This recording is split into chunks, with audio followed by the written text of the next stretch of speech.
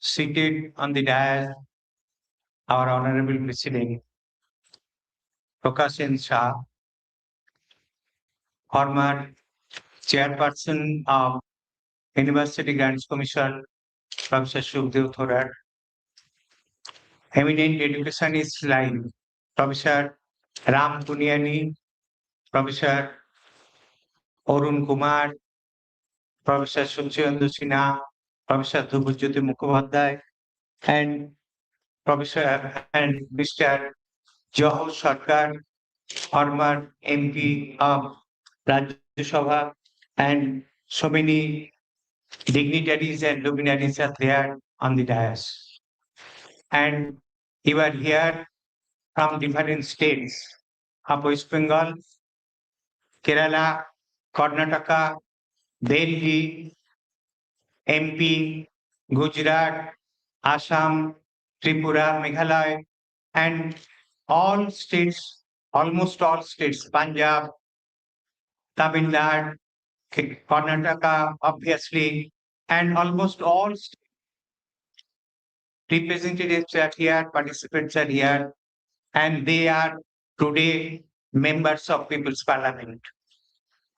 Now, today is the historic day, a memorial day for us, because on this day, we are going, I don't know whether in the world history, this type of People's Parliament was ever held to finalize, to give shape a people's education policy. I have no knowledge, we have no knowledge. And you know that we have just passed 130th birthday of Netaji Subhash Chandra Bose. Regarding education, what he told, just a few lines, he just underlined. While we think of our national education, we have to think of another aspect, that is educational institutions. These institutions should embrace all her children with sincere love, like affectionate mothers. All the Brahmin, the Shudra, the member of lowest caste, Chandal, the Hindu, the Parsi, the destitute should have their place in these institutions, irrespective of caste, creed, and religion. These Subhash Chandra Bose and all other dignitaries, all other stalwarts of national Leninist movement, all the stalwarts of freedom, all the freedom fighters, their mind, this dream that education should be inclusive. This is the concept of inclusive education. And this inclusive education they cherished in their mind in the days of British rule. But they knew that this would not be satisfied, would not be fulfilled till the freedom is achieved. But after freedom, you know, all the governments, whatever may be their color, they have introduced so many education policies in central level, state level. But we know that starting from the very day after independence, I can demand you one word. The first chairman of UGC that we want to restrict education. In 1956, the first chairman of UGC, you know, he said we want to restrict education. So this was in the mind of Indian state.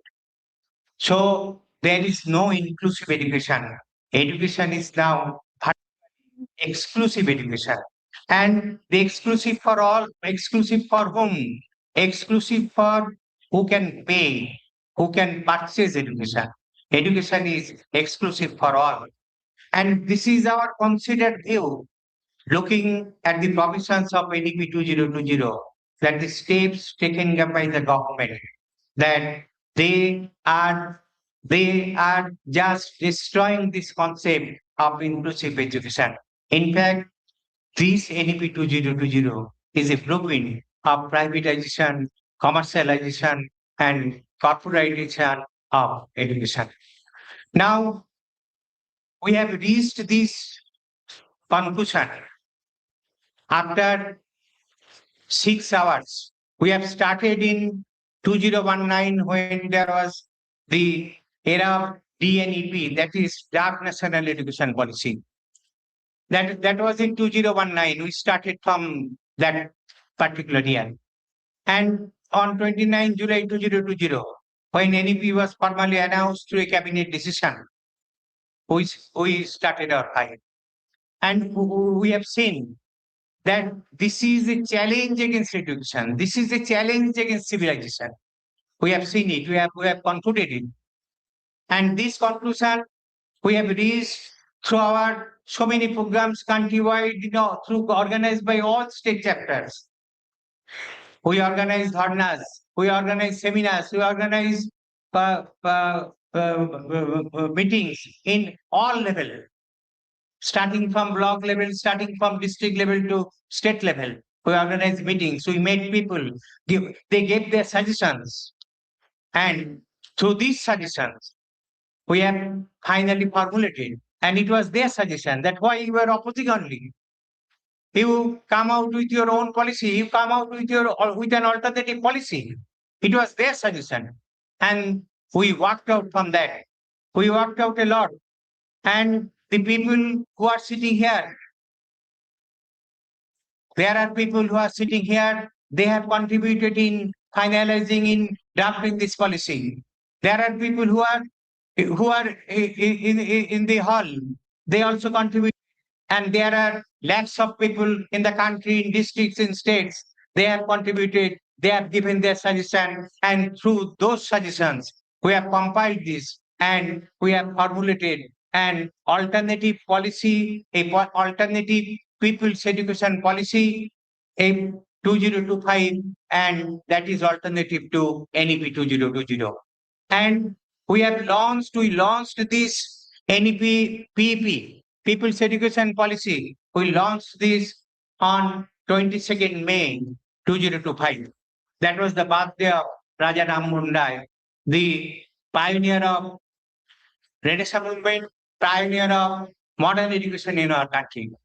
And from that day, the People's Education Policy that was published in English, that is in public domain from 2002, from 22nd May. We have published lakhs of copies. I like to tell you, we have published lakhs of copies in all languages, in all major languages. We published these copies. We distributed to the people. We invited suggestions. We invited feedback.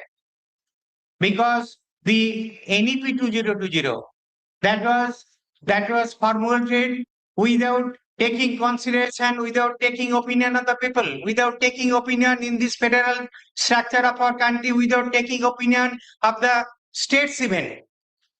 Federalism is completely thrown away, the concept of federalism. So they are not taking even the opinion of states. And through this NEP was formulated in this manner. And our mission was that we will formulate, we will finalize this PEP 2025, taking opinions from lakhs of people, from the common people, from stakeholders, from students, from teachers, from academics, from scholars. And we got thousands of opinions. We got thousands of opinions. And a scrutiny committee was formed, and that scrutiny committee worked upon that. And we have ultimately organizing this People's Parliament for giving a final shape to that particular draft alternative policy. So the compiled version, how this parliament will be organized, I like to tell you. The compiled version, we have given it in soft copy to all who are here and who could not come. We have given to all. And after circulating that, we also received some amendments on the amendments. On the compiled amendments, we also got so many amendments. And all these amendments, along with the book, that will be placed here. And we have planned that we like the opinion from all section of people. So we have planned to organize 10 thematic sessions. So after this inaugural session is over, from 12 up to 2, we will use this hall and 4 other seminar halls. So simultaneously, the thematic sessions will be organized.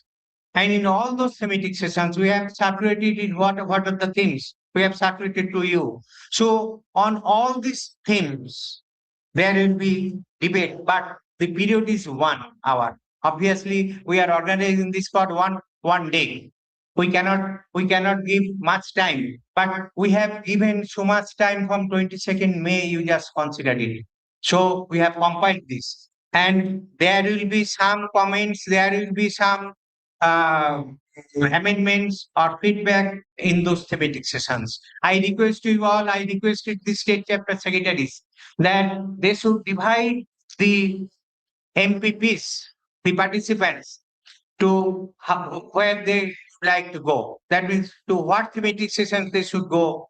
That had to be, or that was to be selected by, fixed by the state chapter secretaries and in charges. And I think I hope they have done it. So after this session is over, these thematic sessions will be organized. And in those thematic sessions, 5 themes will be considered one after another. That means in one hall, two themes, one after another. In this way, this will be organized. And there we will get some, we expect some feedbacks. And I request you that since it is 1, I request the participants in the thematic sessions that they give it in written form because there is no much time, obviously. And all the amendments, all the feedbacks, those what will be collected, that will be put in the in the final session, concluding session, the plenary session, and there will be speaker. Speaker will be selected. It is a parliament and there will be speaker. The thematic sessions will be conducted by 2 co-chairpersons and there will be 2 rapporteurs each thematic session. So after that, the plenary session, after lunch, and the plenary session will be conducted by a speaker, honorable speaker.